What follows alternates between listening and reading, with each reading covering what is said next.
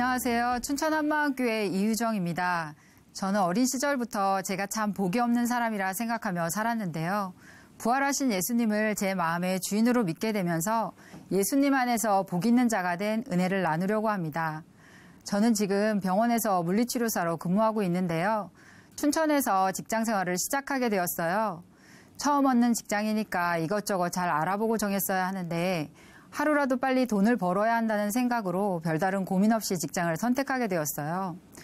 그런데 출근 첫날 아침 조회 시간에 직원들이 모두 한자리로 모이더니 갑자기 예배를 드리는 거였어요. 정말 당황스럽더라고요. 왜냐하면 우리 집은 열심 있는 불교 집안이었거든요. 제대로 알아보지도 않고 시작해서 이런 일이 생겼구나 싶었지만 오자마자 그만둔다고 할 수도 없고 또 나는 불교 신자니까 예배에는 참석하지 않겠다고 말할 용기도 없었어요. 이러지도 저러지도 못하고 그렇게 매일 예배 자리에 앉아 있었는데요. 내가 지금 여기서 뭐 하고 있는 건가 하며 무거운 마음으로 직장 생활을 이어가고 있었어요. 그러던 중 치료를 받던 어느 할머니께서 저에게 당신 손주를 소개시켜주고 싶다고 하시면서 여자는 시집을 잘 가는 게 장땡이야 하고 말씀하셨어요. 저도 그 말에 속으로 격하게 공감했어요. 그런데 갑자기 저에게 신앙이 있냐고 물으시더니 아가씨 하나님 믿어 그래야 복을 받지 하시는 거였어요.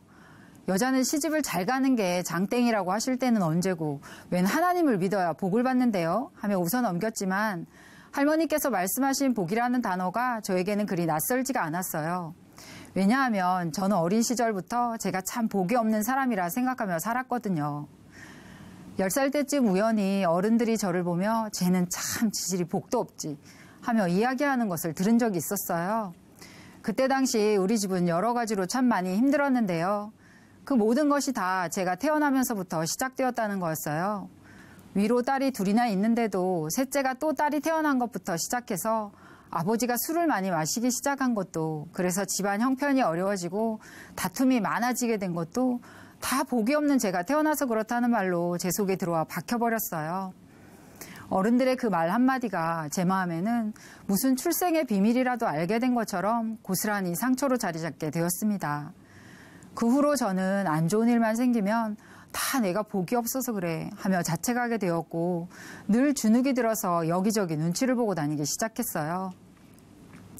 그렇게 저는 하나님을 믿어야 복을 받는다는 말을 듣고 또 주변의 전도로 교회를 가게 되었는데요. 불교인 집안을 다 뒤로 하고 간 교회이기에 빨리 하나님을 만나고 싶다는 생각밖에 없었어요. 그래서 제가 할 수 있는 모든 열심을 다 내게 되었는데요. 각종 예배 참석은 물론이고 성경 공부에 부흥회, 기도회, 소그룹 모임까지 정말 열심히 쫓아다녔어요. 처음에는 성경 말씀을 하나하나 배워가는 것이 참 재밌고 좋더라고요. 저는 말씀을 점점 알아가는 게 하나님을 점점 알아가는 거라고 생각했어요. 그래서 신앙적으로도 별 고민이 없었고요. 열심히 있는 제 모습은 하나님을 잘 믿고 있는 것처럼 보였는지 주변에서 칭찬도 많이 듣게 되었어요. 그런데 말씀을 많이 아는 것이 하나님을 잘 믿는 것이라던 제 생각은 어느 순간부터인가 도대체 얼마나 더 배우고 시간이 흘러야 내가 하나님을 만날 수가 있는 거지? 하는 생각으로 바뀌게 되었어요. 시간이 지나면 지날수록 제 안에는 하나님께 대한 믿음보다는 의심만 더욱 커져갔고 말씀을 알아가면 갈수록 말씀대로 살지 못하는 제 모습이 보여서 마음은 점점 더 힘들어졌어요. 하지만 교회 안에서 지금의 남편을 만나 화목한 가정도 꾸리게 되었고 두 아이의 엄마로 나름 안정된 생활을 하고 있었어요. 그러던 어느 날 전화를 한 통 받게 되었는데요. 전화기 너머로 너무 놀라지 말라는 말과 함께 시어머니께서 여행 도중에 갑자기 쓰러지셨다는 소식을 듣게 되었어요. 그때 어머니는 환갑을 맞아 친구분들과 함께 여행 중이셨거든요. 그런데 문제는 그 여행지가 한국이 아니라 비행기로 12시간이나 더 가야 하는 나라라는 거였어요. 갑작스런 사고 소식에 가족들은 모두 어떻게 해야 할지 몰라 발만 동동 구르고 있었는데요. 감사하게도 교회에서는 그런 우리를 위해 계속해서 중보기도를 해주셨어요. 다행히 어머니는 그곳에서 수술을 잘 마치시고 한국으로 돌아올 수 있게 되었습니다. 하지만 급성 심근경색으로 인해 뇌의 4분의 1이 기능을 잃어버리게 되면서 어머니는 정신적으로나 육체적으로나 참 많이 힘들어지셨어요. 한쪽 몸에는 마비가 와서 혼자서는 고동이 힘들어졌고 늘 누군가의 도움을 필요로 하셨어요. 한 집안의 살림을 도맡아 하시던 어머니께서 쓰러지시니까 모든 것이 다 제자리를 잃은 것만 같았고 당연히 제 생활도 많이 분주해졌어요. 주중에는 직장에서 일을 하고 주말이면 춘천에서 서울로 어린아이들을 데리고 올라가서 어머니를 챙긴다는 것이 말처럼 그리 쉬운 일은 아니었어요. 그 당시 저는 직장에 다닌다는 이유로 친정엄마의 도움을 많이 받고 있었는데요. 그래서 살림도 요리도 잘 할 줄 몰랐어요. 그렇기에 엄마는 오랜 기간 동안 아이들은 물론이고 시댁에서 먹을 음식까지 챙기느라 늘 수고가 많으셨어요. 예수님을 믿게 해드리고 싶어서 고향을 뒤로하고 춘천까지 오시게 했는데 이렇게 제 살림은 물론이고 시댁 살림까지 도움을 청하게 되니까 저는 늘 친정 부모님께 죄송한 마음이었어요. 또 아픈 시어머니 곁에서 가장 고생하시는 아버님께도 자식돌이를 제대로 못하고 있는 것 같아 늘 죄송했고요. 이래저래 저는 늘 죄인된 심정이었어요. 그러던 중 큰딸아이가 특발성 척추 측만증이라는 진단을 받게 되었는데요. 이것은 특별한 원인이 없기에 별다른 치료 방법도 없고 키가 자라면서 더 휘지 않게 하기 위해 24시간 보조기를 차야만 한다고 했어요. 몸을 조이는 딱딱한 보조기에 적응하느라 아이는 너무나 힘들어했고 등에는 주먹만한 상처가 나서 똑바로 눕지도 못했어요. 학교에서는 보건실에 누워있는 시간이 많았고 안 그래도 마른 아이가 점점 더 야위어만 갔어요. 아파하는 아이를 곁에서 지켜보고 있자니 저는 잠을 잘 수도 먹을 수도 없을 정도로 참 많이 힘들었어요. 이 모든 게 다 내가 복이 없어서 다 내 죄 때문인 것 같아서 아이에게 너무 미안해 눈물로 밤을 지새우는 날이 많았습니다. 한 번은 학교에서 아이가 숨을 못 쉬겠다고 해서 119에 태워 병원으로 보낸다는 연락을 받았어요. 저는 그 소식에 아이가 지금 당장 어떻게 되는 줄 알고 정말 앞이 다 캄캄해졌어요. 나중에 알고 보니까 스트레스로 인한 과업 증상이 왔다고 하더라고요. 엄마인 제가 맘 아파할까 봐 자기 때문에 제가 더 힘들어지는 것이 싫어서 힘들어도 말도 안 하고 혼자 참고 견디다가 과부하에 걸려버린 딸을 보면서 저는 난생 처음으로 하나님께 하나님을 믿으면 복 있는 자가 된다고 하셨잖아요. 그런데 왜 하나님은 저에게 이렇게 감당할 수 없는 아픔만 주시나요? 원망 어린 기도를 하게 되었어요. 그 당시 교회에서는 부활을 아는가 부활을 믿는가 하는 말씀으로 지체들의 회개 간증이 많이 나누어지던 때였어요. 그런데 저는 제 문제에만 집중하느라 말씀을 전혀 듣지 못하고 있었는데요. 하나님께서는 그런 저에게도 물으셨어요. 유정아, 네가 나를 믿니? 네가 부활을 믿니? 저는 제자들의 변화된 삶과 또 여러 가지 증거들을 통해 예수님의 부활은 사람들이 만들어낸 신화가 아니라 역사적인 사실이라는 것을 알고 있었어요. 그리고 부활하신 예수님이 진짜 하나님이신 것도 믿고 있었고요. 그런데 예수님이 왜 죽으시고 부활하셨는지에 대해선 전혀 모르고 있었던 거였어요. 예수님은 죽으시고 부활하심으로 산자와 죽은 자의 주가 되려 하신 것인데 저는 제 인생의 주인이신 예수님 앞에 한 번도 굴복해 본 적이 없는 자였어요. 부활하신 예수님을 믿는 자가 아니라 부활이라는 사실만을 알고 아는 것을 믿는 것이라고 착각하며 예수님과 전혀 상관없이 살고 있었던 거였어요. 여전히 내가 주인 되어서 내 인생 내 맘대로 살고 있으면서도 입술로만 주여 주여 하던 바리새인이 바로 저였던 거였어요. 저는 그제서야 내가 그동안 하나님 앞에서 무슨 죄를 짓고 살았는지가 보였어요. 전능자가 사람이 되어 이 땅에 오셨는데 예수님이 내 죄 때문에 죽으시고 부활하셔서 나의 주인이 되어 주셨는데도 내가 주인의 자리를 빼앗고 내 인생도 내 부모도 내 자식도 다 내가 주인 되어서 내 맘대로 내가 왕노릇하며 살았구나. 내가 이분을 믿지 않았구나. 하나님의 묵별 위에 보좌를 높이고 하나님과 비기려고 했던 마귀, 그 중심의 악랄함이 바로 제 모습이었어요. 내가 주인이었기에 부모와 자식을 내 힘으로 어찌 해보려 했었고, 내가 주인이었기에 일이 잘 안 되면 혼자 염려하고 힘들어했어요. 내 인생의 모든 것이 다 주님의 것이고 모든 일은 다 주님의 인도하신 가운데 있는 것인데, 저는 그동안 내가 주인 되어서 수고하고 무거운 짐을 혼자 다 짊어지고 있었던 거였어요. 힘든 환경이 아픈 어머니와 아이 때문에 내가 힘들다고 생각했는데 그게 아니었어요. 이런 마귀 같은 나를 살리겠다고 하나님이 사람이 되어 이 땅에 오셨는데도 여전히 이분을 믿지 않고 철저히 내가 주인 되어 산 죄, 이 죄 때문에 힘들었던 거였어요. 이렇게 죄가 무엇인지 선명하게 보이니까 저는 그제서야 비로소 아들을 내어주신 아버지 앞에서 예수님을 믿지 않았던 죄를 회개하고 예수님을 제 마음의 주인으로 믿게 되었습니다. 이렇게 제 마음의 주인이 바뀌니까 제 삶은 달라지기 시작했는데요. 가장 큰 변화는 제가 예수님 안에서 복 있는 자가 되었다는 거였어요. 그래서 더 이상 보이는 사람과 환경에 연연하며 살지 않게 되었어요. 예수님의 부활로 보이는 것은 잠깐이고 보이지 않는 것이 영원하다는 것을 알게 되었거든요. 저는 이제 10년째 병상에 계신 어머니를 돕는 일도, 또 몸이 힘든 딸아이를 돌보는 일도 더 이상 염려하지 않고 주님께 맡길 수 있게 되었어요. 저는 지금 시어머니와 둘도 없는 절친사인데요. 어머니께서 기분이 좀 가라앉아 있거나 예민해져 계실 때면 저는 어머니 앞에서 막춤도 막추고 안 되는 개그도 해요. 그러면 어머니는 환하게 웃으시면서 우리 며느리 최고 하며 엄지손가락을 들어주세요. 제 춤에 반하신 것 같아요. 또 어머니는 제 홍보 담당이신데요.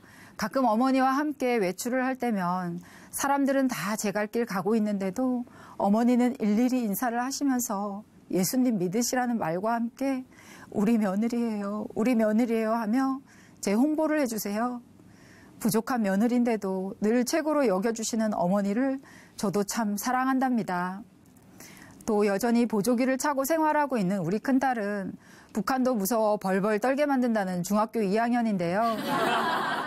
한창 외모나 성적에 관심이 많을 나이인데도 공동체 안에서 함께 예배하고 함께 교제하면서 밝고 착하게 자라가고 있어요. 딸아이는 중고등부 예배를 드리고 오면 항상 말씀을 정리하고 그 말씀으로 한 주를 살려고 노력하고 있는데요. 한 번은 자기 생일인데 시험 기간이라 나가서 놀지도 못하고 집에만 있다가 살짝 삐진 마음으로 토요 찬양 예배에 참석하게 되었어요.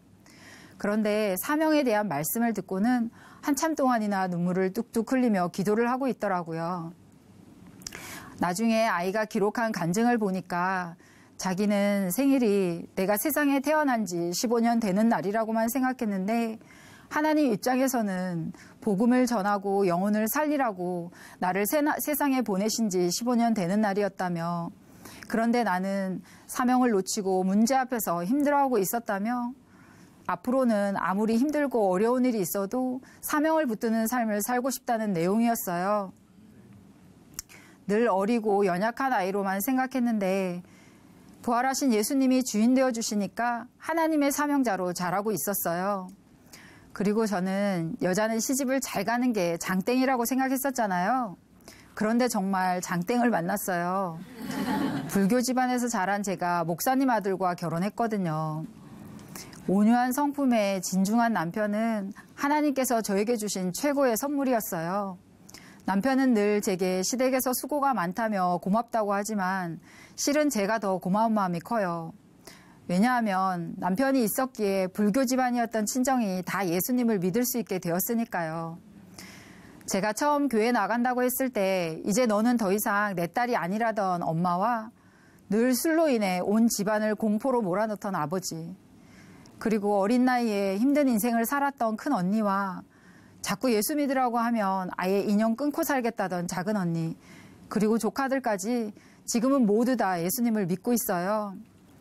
그 중에서도 가장 놀라운 것은 친정 아버지의 변화인데요. 세상에 이런 일이나 나올 만한 일이에요. 평생을 당신 생각에 옳은 대로만 살았던 아버지께서는 70이 다 되어서야 예수님을 믿게 되셨어요. 그런데 믿은 지 얼마 되지 않아 이방인의 제사하는 것은 귀신에게 하는 것이고 하나님이 원치 않는 일이라는 말씀을 들으시더니 제사를 바로 끊어버리셨어요. 6남매 장남으로 늘 자식보다 형제가 우선이었던 아버지께서 집안의 제사를 끊으셨다는 것은 정말 있을 수 없는 일이었어요. 또 지금은 힘든 일을 하고 계심에도 하루도 빼놓지 않고 교회에서 선포되는 말씀을 모두 읽으시고는 모르는 말씀이 있으면 그냥 넘어가지 않고 꼭 물어보세요. 말씀으로 함께 교제하면서 한 번도 느껴본 적 없는 순수한 아버지의 모습에 고개가 숙여질 때가 참 많답니다. 얼마 전엔 아버지 동생이 암으로 세상을 떠나셨어요. 아버지는 시간이 날 때마다 삼촌에게 찾아가서 복음을 전하고 눈물로 기도하셨어요. 그런 형의 모습에 삼촌의 마음은 활짝 열리셨고 세상을 떠나시던 날 다시 복음을 전해드리러 가게 되었어요. 너무 힘든 상황임에도 삼촌은 저를 반겨주셨고 복음을 다 들으신 후 예수님을 영접하시고 해처럼 밝은 얼굴로 천국에 가셨습니다. 저는 지금 요양병원에서 근무하고 있는데요. 백발이 성성한 어르신들께서 거동이 힘들어 밖으로 나가지도 못하고 하루 종일 침대에서 우울하게 지내는 것을 보면서 하나님께 이곳에서 예배를 드릴 수 있게 해달라는 기도를 드렸어요. 그 기도에 하나님은 제가 있는 물리치료실에서 환자들과 함께 예배 드릴 수 있도록 허락해 주셨어요. 지금 함께 예배를 드리는 분들 중에는 제가 처음 부활하신 예수님을 전했을 때 돌을 던질 기세로 제게 욕을 했던 분도 계시고요. 보육원에서 자라면서 외롭게 살았는데 젊은 나이에 암에 걸려 힘들어했던 분도 계세요. 또 병원에서 문제를 많이 일으켜서 모두가 눈살을 찌푸리는 환자분도 계시고요. 하지만 복음으로 마음의 주인이 나에서 예수님으로 바뀌게 되니까 지금은 이분들 모두 다 순한 양이 되셨어요. 저는 또 이곳에서 암 환자분들도 많이 만나는데요. 평생 교회 근처에도 가보지 않던 분이 복음을 듣고 회개하고 예수님을 주인으로 믿게 되면서 나는 이제 천국에 가는 거니까 죽음이 두렵지 않다고 하시면서 복음을 전해줘서 정말 고맙다고 인사를 해주신 분도 계시고요. 또 통증이 너무 심해서 한 자세로 1분도 있기 힘들어했던 어떤 분은 복음을 다 듣고는 한 번도 기도해 본 적이 없지만 하나님께 직접 회개 기도를 하고 싶다고 그래도 되는 거냐고 물으셨어요. 그렇게 한참을 눈물로 회개하게 되었고 기도 말미에 아직 믿지 않는 어린 자녀들과 남편을 하나님께 맡긴다고 기도하시는데 마음이 너무 아파 함께 부둥켜 안고 울었던 적도 있었어요. 만일 복음이 어렵고 복잡했다면 저는 죽음을 앞둔 분들에게 감히 복음을 전할 엄두를 내지 못했을 거예요. 하지만 예수님의 부활이라는 확실한 증거가 있고 또 부활을 통해 이 세상이 끝이 아니라는 것을 알기에 저는 누구를 만나든지 부활하신 예수님을 전할 수밖에 없습니다. 저는 늘 내가 복이 없어서 인생이 힘들고 문제투성이라는 생각으로 저 자신을 한탄하며 살았던 사람인데요. 부활하신 예수님을 제 마음의 주인으로 믿게 되면서 모든 눌림에서 자유하게 되었고 예수님 안에서 복 있는 자가 되었어요. 저는 이제 더 이상 보이는 사람과 환경을 따라 사는 자가 아니라 오직 주님의 말씀을 따라 사는 자가 되었습니다. 눌리고 포로되었던 저를 예수님 안에서 복 있는 자로 세워주시고 복음의 통로 삼아주신 하나님께 모든 영광을 올려드립니다. 감사합니다.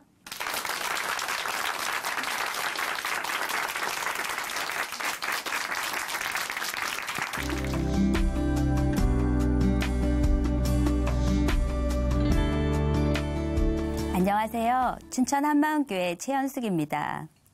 보통 교회를 다니면 기도 많이 해, 전도 열심히 해, 그런 소리를 듣잖아요. 그런데 저는 특이하게도 제자 양육 안 하면 죽어, 그런 소리를 듣게 되었습니다. 그런데 그 말씀이 저를 새로운 인생으로 이끌었어요. 저는 초등학교 5학년 때 처음 교회를 다녔어요. 그때 선생님은 일주일에 2번씩 따로 성경 공부를 해주셨습니다. 그때 배웠던 수로보니게 여인의 낮은 마음이나 나의 영원하신 기업 같은 찬송가는 지금도 기억이 나요. 성경 공부를 하면서 저는 평생 예수님을 따르고 사랑하며 살기로 결심했습니다. 그래서 신앙생활을 열심히 했죠.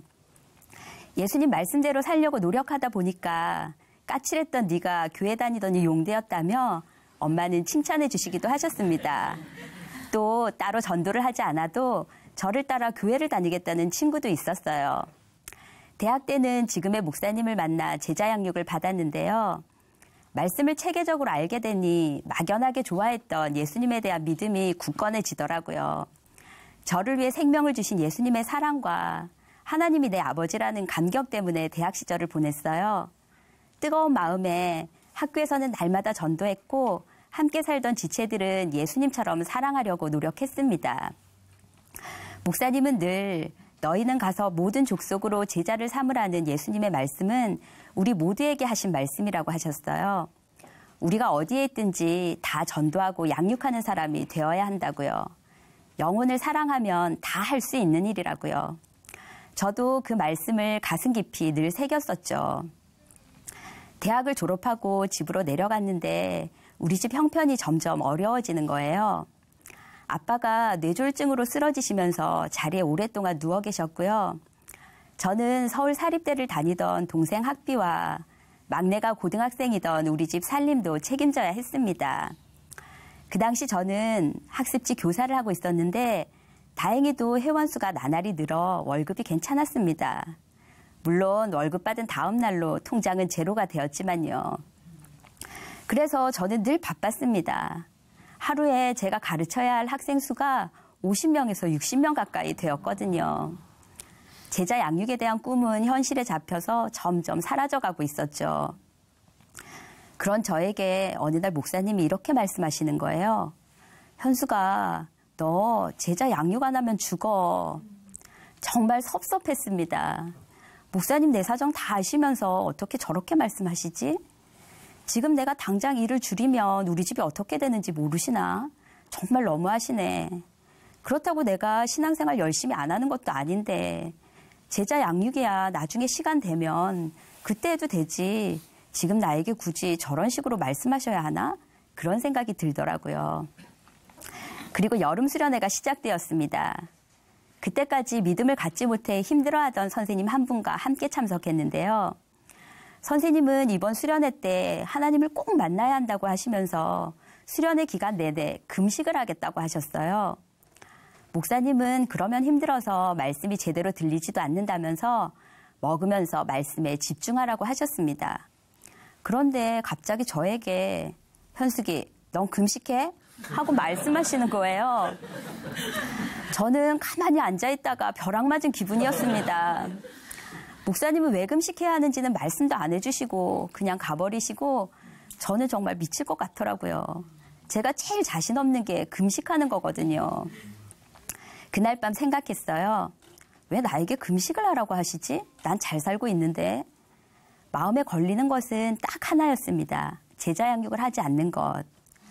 제자 양육하지 않는 게 그렇게 큰 죄인가?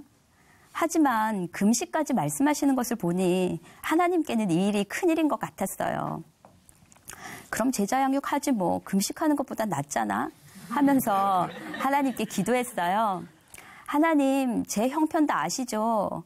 그래도 하라고 하시면 제가 제자 양육할게요. 어떻게 시작해야 할지는 막막하지만 일단 마음을 정하겠습니다. 그 대신 하나님이 꼭 인도해 주셔야 해요.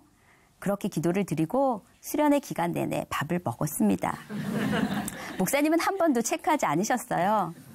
그런데 수련회 마지막 날 마지막 시간에 저를 강대상 앞으로 부르시는 거예요. 수련회 때 가장 좋았던 것을 말하라고요. 할 말이 없었죠. 수련회 기간 내내 제 머릿속에는 온통 금식과 제자 양육 두 가지밖에 없었거든요. 그래서 간단하게 말했습니다. 저는 제자 양육하지 않는 것이 큰 죄라는 것을 알게 되었습니다. 앞으로는 제자 양육하겠습니다. 하고요. 목사님은 성도들에게 현숙이가 뭘 깨달아서 시킨 게 아니다. 여러분들 앞에서 약속을 하게 하려고 한 것이다. 말씀하셨습니다. 그 당시는 IMF가 터지고 난 후라 노숙자들이 많았거든요. 목사님은 그 이야기를 하시면서 누구든지 사명을 놓치면 영적으로 노숙자가 되는 것이다. 제자 양육은 누구나 어디에서든 반드시 해야 하는 것이다. 말씀하셨습니다. 저는 또 한 번 움찔했어요. 정말 제자 양육을 해야겠다는 마음이 절실해지더라고요. 그렇게 제자 양육을 시작하게 되었지만 제 속에서는 끊이지 않는 질문이 하나 있었습니다. 정말 제자 양육이 그렇게 중요한 것인가? 정말 제자 양육을 하지 않으면 죽는 것인가? 그걸 잘 모르겠더라고요. 그러던 어느 주일날 설교 시간에 목사님께서 말씀을 하나 찾아주셨습니다. 아버지께서 나를 보내신 것 같이 나도 너희를 보내노라. 사복음서 뒷부분을 일일이 찾아주시면서 부활하신 예수님께서 우리를 세상에 보내셨다. 그분이 우리를 보내신 목적이 바로 우리의 사명인데 그것은 예수님의 부활을 전하고 제자 삼는 것이다. 여러분들이 밥을 먹을 때나 잠을 잘 때나 학교 생활을 할 때나 직장 생활을 할 때나 오직 이 목적, 이 사명을 위해 사는 것이다. 이것이 우리의 인생이다. 이렇게 말씀하셨습니다. 그게 우리의 인생이라고? 아니었어요. 제 인생은 사명이 아니었습니다. 제 인생에는 가족이 있었고요. 앞으로 제가 살아야 할 결혼, 인간관계, 물질 그런 것들이 있었죠. 제 인생에는 급하게 꿔야 할 중요한 문제들이 너무나 많았습니다.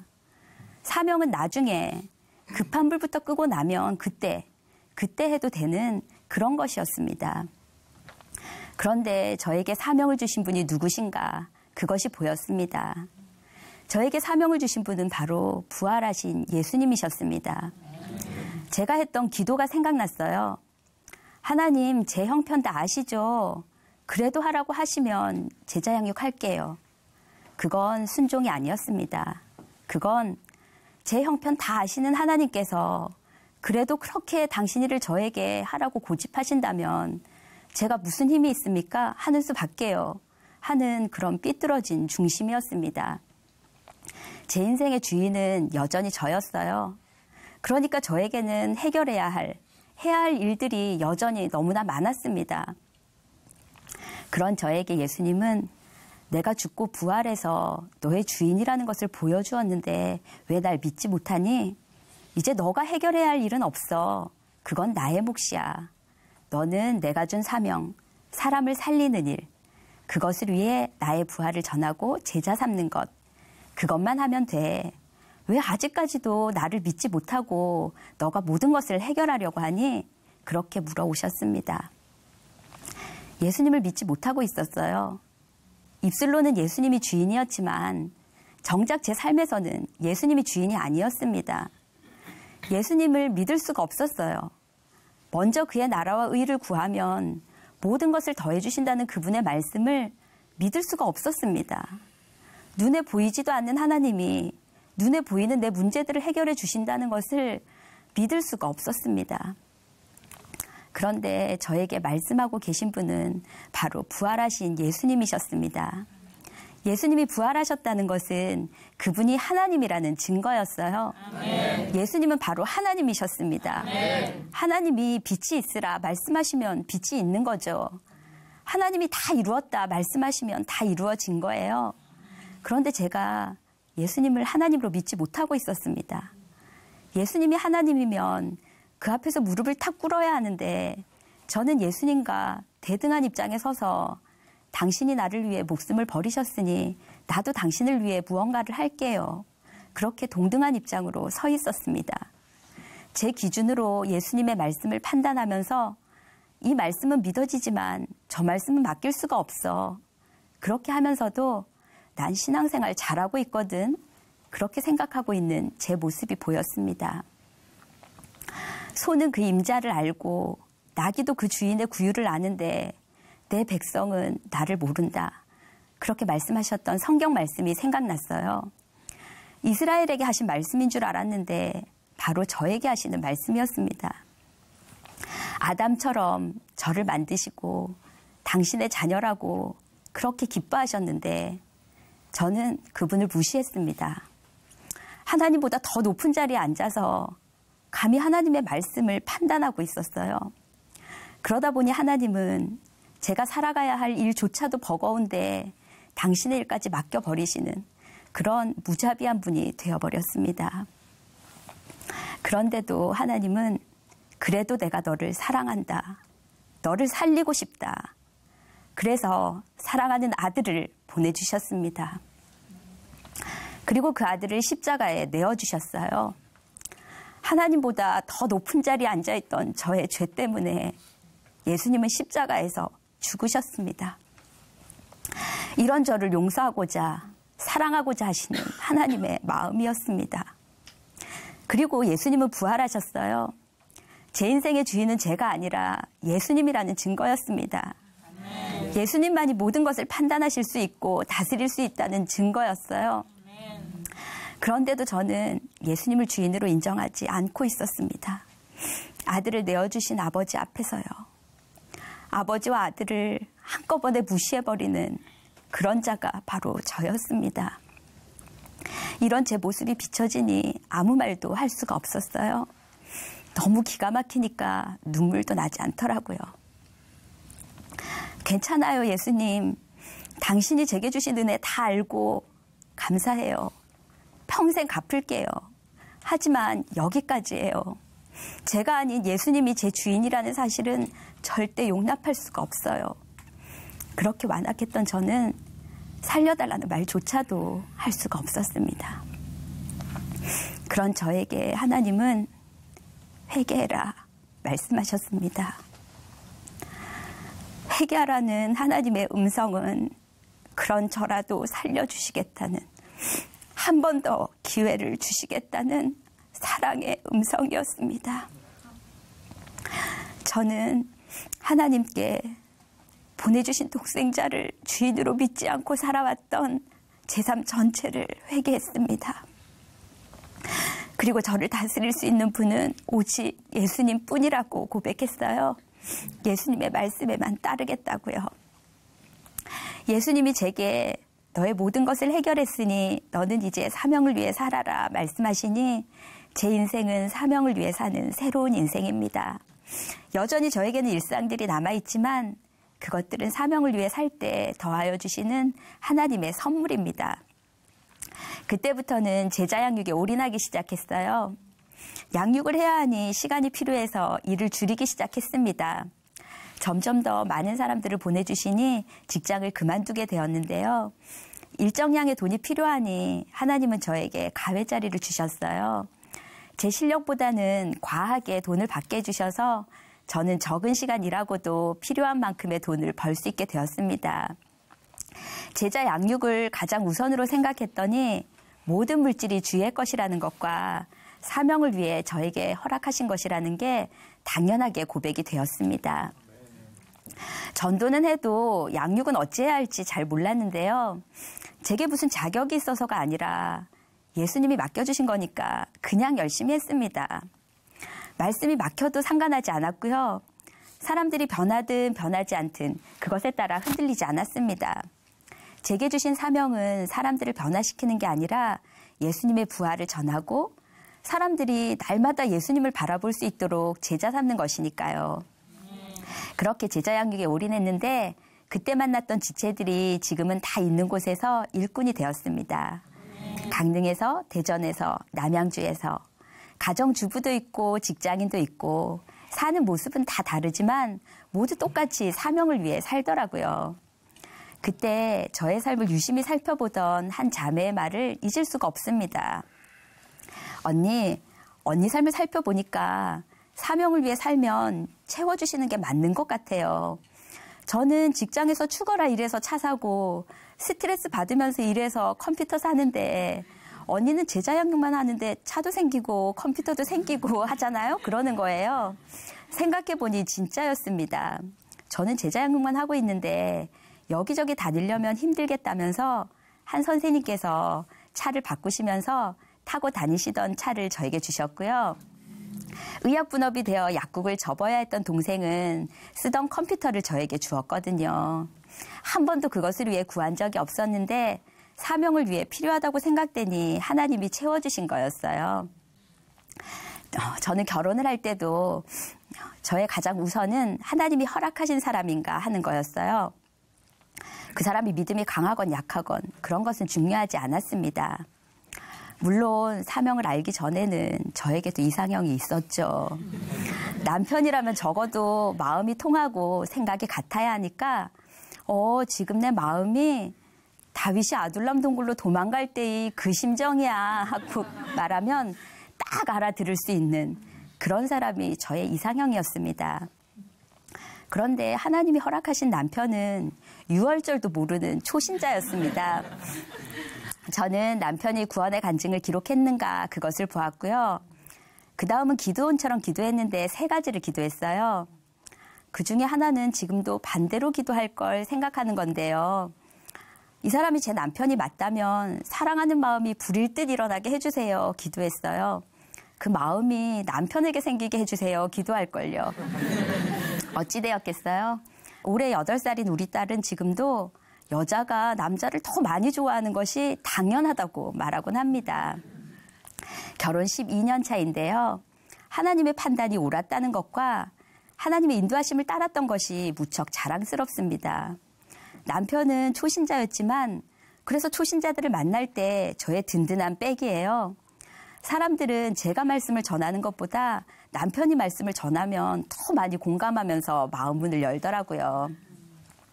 결혼 후 우리 집 형편이 썩 좋은 것은 아니었어요. 그런데 결혼 2달 만에 남편이 갑자기 승진을 한 거예요. 회사 유니폼만 입고 다니던 남편이 갑자기 양복을 입고 출근을 해야 했어요. 당연히 남편에게는 양복이 별로 없었죠. 그래서 기도하자고 했습니다. 하나님이 채워주실 거라고요. 남편은 기도한다고 양복이 생기겠어? 하고 믿지 않았다고 하더라고요. 그런데 며칠 후에 전화가 온 거예요. 우리가 결혼을 할 때 양복을 샀던 브랜드에서 30, 40대를 위한 캐주얼 의류를 만들었는데 와서 의견을 말해주면 양복을 하나 주겠다는 거예요. 그날 저녁 남편은 맛있는 저녁도 먹고 교통비도 받고 매장에서 마음에 드는 그 매장에서 가장 비싼 양복을 한 벌 받아가지고 왔습니다.